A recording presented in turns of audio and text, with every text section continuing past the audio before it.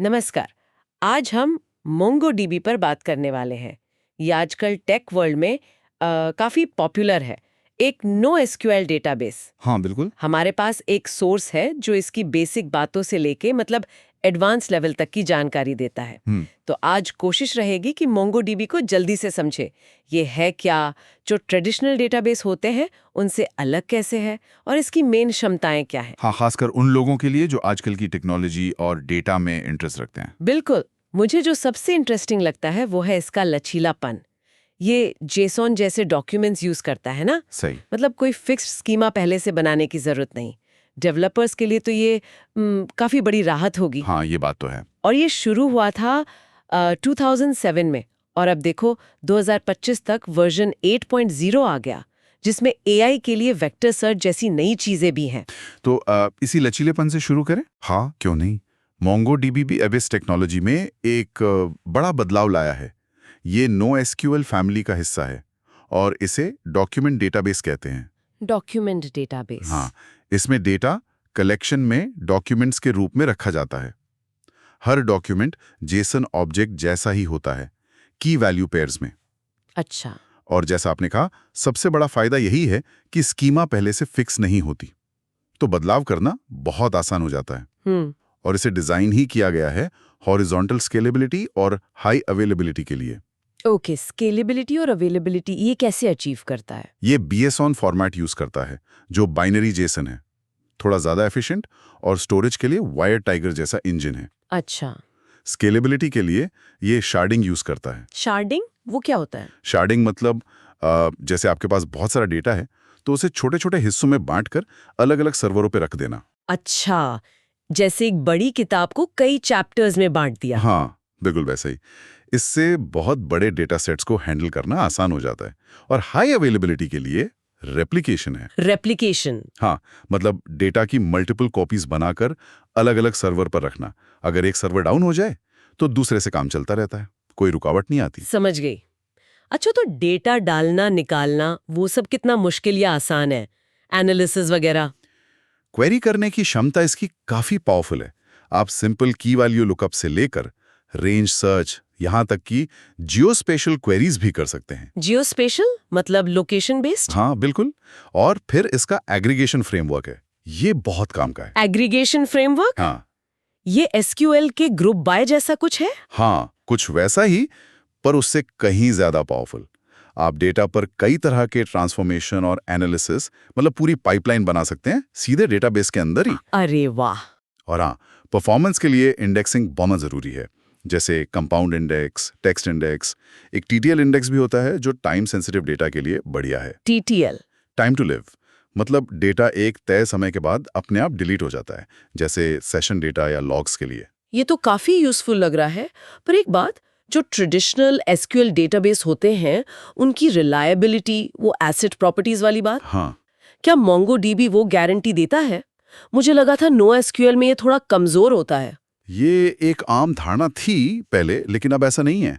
MongoDB version 4.0 से multi document acid transaction support करता है। ओह, मल्टी डॉक्यूमेंट। हाँ, मतलब आप एक ही ट्रांजैक्शन में कई सारे डॉक्यूमेंट्स को अपडेट कर सकते हैं, और ये पक्का होगा कि या तो सारे अपडेट्स होंगे या फिर कोई भी नहीं। अच्छा। तो ये उन एप्लीकेशंस के लिए भी भरोसेमंद है जहां डेटा कंसिस्टेंसी बहुत जरूरी है, जैसे ई-कॉमर्स या फाइनेंशियल सिस्टम्स।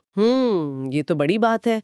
अच्छा, और इस्तेमाल करना, जैसे इंस्टॉलेशन, डेटा डालना वगैरह? वो काफी सीधा है, इंस्टॉलेशन सिंपल है, और मजे की बात, आपको पहले से डेटाबेस या कलेक्शन बनाने की जरूरत नहीं। पहली बार जब आप यूज करते हैं वो अपने आप बन जाते हैं। अरे वाह। डेटा डालना भी आसान है, इंसर्ट 1 या इंसर्ट मिनी कमांड से। और डेटा ढूंढने के लिए फाइंड कमांड है, जिसमें आप अलग अलग तरह के फिल्टर लगा सकते हैं, जैसे $GT मतलब ग्रेटर देन, या $LT मतलब लेस देन। अपडेट्स के लिए अपडेट 1 और सेट ऑपरेटर है, डिलीट के लिए डिलीट 1। काफी इंट्यूटिव है। सोर्स में स्कीमा डिजाइन और इंडेक्सिंग पर भी काफी जोर था। अगर स्कीमा लचीली है तो फिर डिजाइन की इतनी चिंता क्यों? देखिए, लचीलेपन का मतलब ये नहीं कि कोई नियम ही ना हो। आप चाहें तो वैलिडेटर यूज करके कुछ रूल्स लगा सकते हैं। अच्छा। हाँ, और डिजाइन इसलिए जरूरी है ताकि आपकी एप्लीकेशन की परफॉर्मेंस अच्छी रहे। आपको ये सोचना पड़ता है कि कब डेटा को एक ही डॉक्यूमेंट में एम्बेड करना है और कब उसे अलग कलेक्शन में रखकर रेफरेंस करना है। इसका परफॉर्मेंस पर असर पड़ता है? बिल्कुल। गलत डिजाइन से क्वेरी स्लो हो सकती हैं, इसीलिए सही इंडेक्स बनाना क्रिएट इंडेक्स कमांड से बहुत जरूरी है। और आप एक्सप्लेन फंक्शन से ये भी देख सकते हैं कि आपकी क्वेरी कैसे चल रही है, कौन सा इंडेक्स यूज हो रहा है, कितना टाइम लग रहा है। ये एक्सप्लेन तो काफी काम का लग रहा है। सोर्स में मर्न स्टैक और डॉलर लुकअप का भी जिक्र था। ये डॉलर लुकअप क्या चीज है? डॉलर लुकअप एग्रीगेशन पाइपलाइन का एक स्टेज है। ये आपको एक तरह से एसक्यूएल के जॉइन की तरह अलग अलग कलेक्शन से डेटा को जोड़ने की सुविधा देता है। अच्छा, तो जॉइन जैसा कुछ कर सकते हैं। हाँ, बिल्कुल। और MERN stack, MongoDB, Express, React, Node JS तो आजकल वेब डेवलपमेंट में बहुत पॉपुलर है।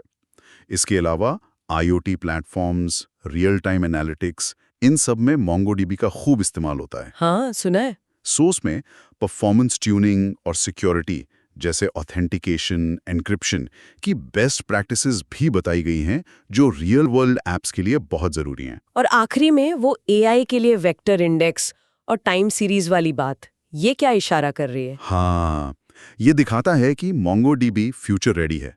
वर्जन 8.0 में वेक्टर इंडेक्स आए हैं, जो एआई और मशीन लर्निंग में सिमिलैरिटी सर्च के लिए बहुत उपयोगी हैं। Similarity search? हाँ, जैसे मिलती-जुलती तस्वीरें या टेक्स्ट ढूंढना।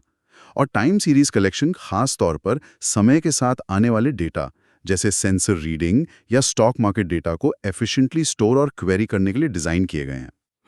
मतलब ये लगातार इवॉल्व हो रहा है नई जरूरतों के हिसाब से। बिल्कुल। तो कुल मिला के देखें तो मोंगोडीबी पारंपरिक डेटाबेस का एक बहुत शक्तिशाली, लचीला और स्केलेबल विकल्प है। हाँ, खासकर उन मॉडर्न एप्लीकेशंस के लिए जहां तरह तरह का डेटा आता है और तेजी से बदलता है। और ये सिर्फ लचीलेपन की बात नहीं है, इसमें एसिड ट्रांजैक्शंस, पावरफुल एग्रीगेशन और अब वेक्टर सर्च जैसी मजबूत क्षमताएं भी हैं। सही कहा। ये दिखाता है कि नो एसक्यूएल स्पेस कितना मैच्योर हो गया है। कई मामलों में ये ट्रेडिशनल सिस्टम्स को अच्छी टक्कर दे सकता है। तो यहाँ एक सवाल छोड़ जाते हैं सोचने के लिए। जिस तरह डेटा और ज्यादा विविध, बड़ा और तेजी से बदलता जा रहा है, मोंगोडीबी जैसे टूल्स के लचीलेपन को देखते हुए डेटा मॉडलिंग के जो पारंपरिक सिद्धांत हैं, उन्हें अब किस तरह और विकसित होने की जरूरत पड़ सकती है? ये वाकई एक दिलचस्प सवाल है।